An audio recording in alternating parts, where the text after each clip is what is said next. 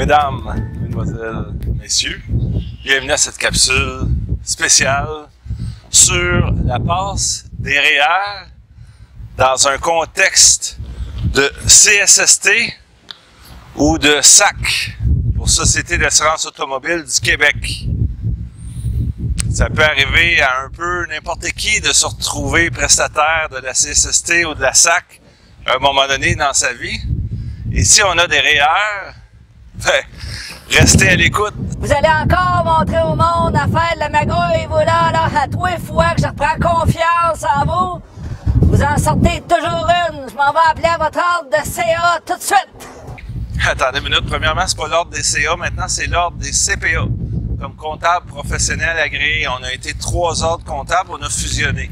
C'est à l'ordre des CPA que vous devez appeler. De toute façon, moi, je suis toujours dans des trucs qui sont légaux. Alors, ils n'auront pas grand-chose à me reprocher.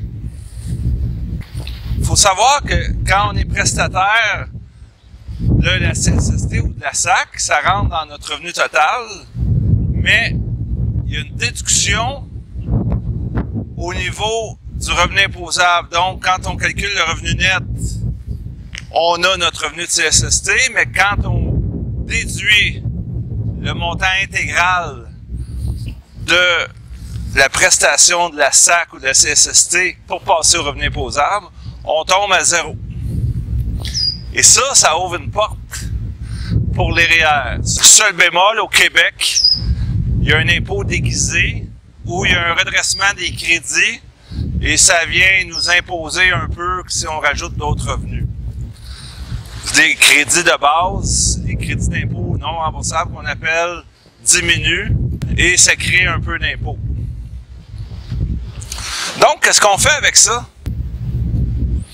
Donc, on a un honnête travailleur qui gagne 75 000 $.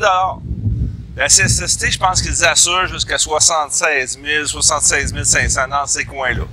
Donc, on prend un exemple d'un bon travailleur, 75 000 $. Et comme eux, il y a un accident de travail, ils vont calculer 90% de son revenu net. Donc, on va regarder une paye typique. On enlève la RRQ, le RQAP, l'assurance emploi, de l'impôt fédéral, de l'impôt du Québec. On prend 90% de ça. Et sur une base annuelle, on va présumer notre individu prestataire pour une année complète pour faire ça simple. C'est 52 147 le net pour 75 000 de revenus, fois 90%. La CSST va lui verser pendant un an un total de 46 932, si je ne m'abuse. Donc, il se retrouve avec un revenu imposable de 0 au fédéral et de 0 au Québec. Sauf qu'au Québec, il y a des petits crédits qui sont pas là. Mais, c'est intéressant, le revenu imposable est à 0. Donc, si on a des REER, ça peut être très intéressant. C'est que je présume qu'on a 35 000 de REER, ou on en a plus, mais on encaisse 35 000. Ça nous fait un revenu total, ou un revenu net dans l'impôt de 81 932. Mais le revenu imposable, parce qu'on déduit du revenu net le 46 932, il tombe à 35 000. Donc, on paye de l'impôt dans le premier palier d'imposition. Tu veux dire dans la première braquette? Oui, si tu préfères, dans la première braquette. Là où c'est à 15% au fédéral, moins l'abattement du Québec, donc ça donne à peu près 12,5. Et au Québec, c'est 15%, donc 27,5%. Qu'est-ce que ça fait en impôt? Si je compare ici avec 46 932, que j'ai juste ça dans mon impôt, j'avais un petit crédit solidarité, je crois, qui était apparu. Et 0 impôt fédéral, 0 impôt Québec. Ici, j'ai comparé impôt fédéral, impôt du Québec et les crédits TPS solidarité. Ça me fait payer 8 350 d'impôts pour encaisser 35 000 de REER.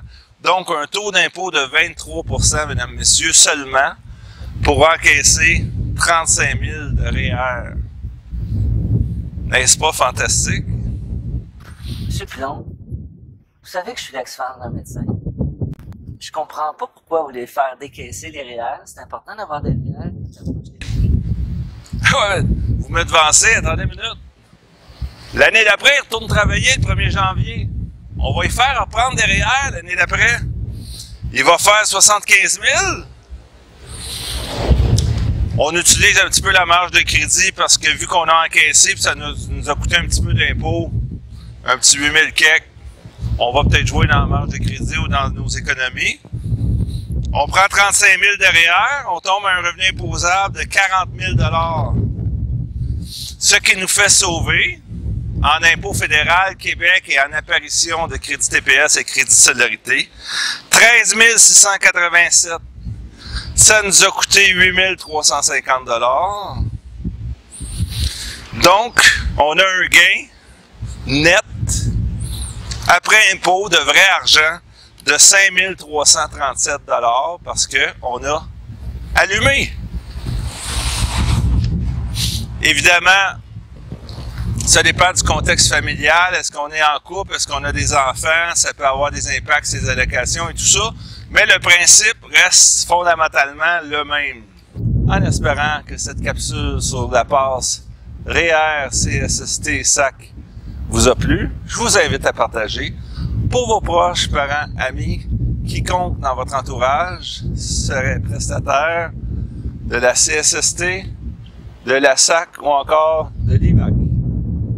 C'est Daniel Pilon, CPA, chroniqueur financier, toujours indépendant.